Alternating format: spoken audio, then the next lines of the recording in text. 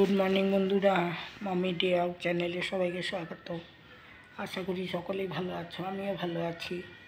আমি স্নান করে নিয়েছি, আমি পূজাও সেরে নিয়েছি। আমি হনুমান পূজা করি।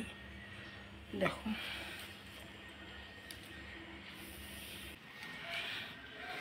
এই যে আমার স্পোর্টসের অনেকগুলো মেডেল পেয়েছে।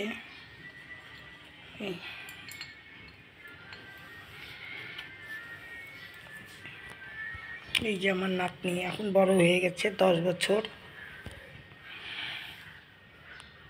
এই যে আমার বউ, নাতনি, ছেলে।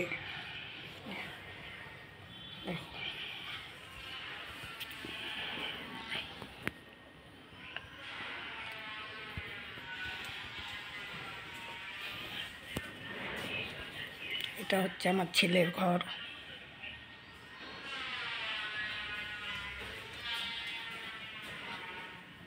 এটা হচ্ছে ড্রয়িং রুম, আর এটা হচ্ছে আমার রুম।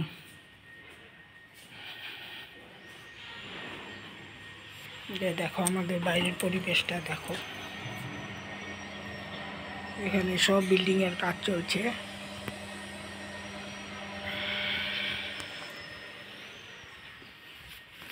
তাহলে তোমাদেরকে দেখালাম। এখন আমি চলে যাচ্ছি রান্নাঘরে।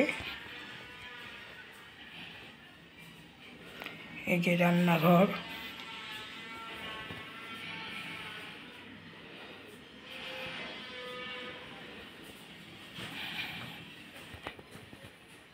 আজকে আমি যেই রেসিপিটা করব সেটাই তোমাদের সাথে শেয়ার করব।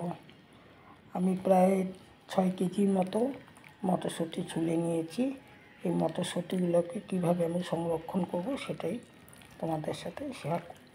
কীভাবে করব তোমরা স্ক্রিপ্ট না করে আমার সাথে থাকো, দেখতে থাকো, তবেই বুঝতে পারবে আমি কিভাবে এই মটরশুঁটিগুলোকে সংরক্ষণ করব। আমি পরিষ্কার করে ছুলে ধুয়েও নিয়েছি। এখন আমি চলে যাচ্ছি রান্নাঘরে। আমি গ্যাস ধরিয়ে যে মটরশুঁটিগুলো বসিয়ে দিলাম। এখন আমি সেদ্ধ করে নেব হালকা করে।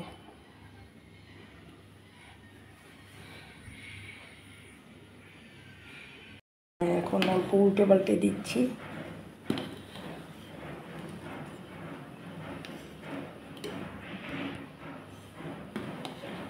এখন নাড়িয়ে চাড়িয়ে হালকা করে সিদ্ধ করে নেব।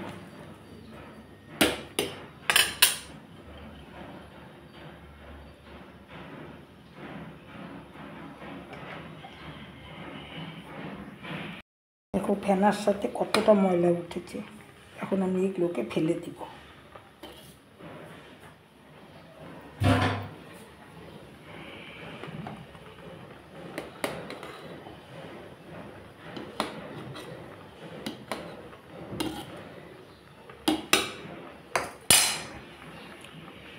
হয়ে গেছে সিদ্ধ। এখন আমি এগুলোকে নামিয়ে দিচ্ছি। এখন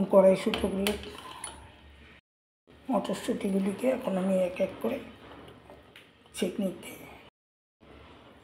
এইভাবে আমি জলটা ফেলে দেব। সবগুলো মটরশুঁটি আমি এইভাবে জলটা ঝরিয়ে নিয়ে নিলাম।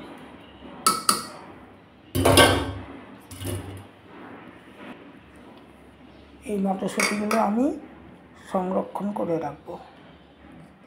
তাই আমি এখন মটরশুঁটিগুলোকে আমি ভালো করে রোদে শুকিয়ে নেব। চলে এলাম বেলকুনি। দেখো রোদ, দেখো প্রচণ্ড রোদ। বালতির একটা ঢাকনা নিয়ে নিয়েছি, এখানে দিয়ে দেবো।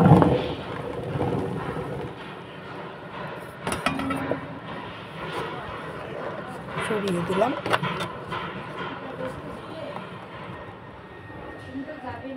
এইভাবে আমি 2-3 দিন শুকিয়ে নেব। কীভাবে সংরক্ষণ করব সেটা আমি দেখিয়ে দেব। 2-3 দিন ছাদের উপরে রোদে আমি মটরশুঁটিগুলো শুকিয়ে নিয়েছি। দেখো কতটা কমে গেছে, 6 কেজি মটরে কতটা হয়েছে। এই মটরগুলোকে আমি এখন কৌটায় ভরে রেখে দেব। এইভাবে আমি মটর সংরক্ষণ করে রাখি। ভিডিওটা যদি ভালো লাগে অবশ্যই একটা লাইক শেয়ার করে দিও,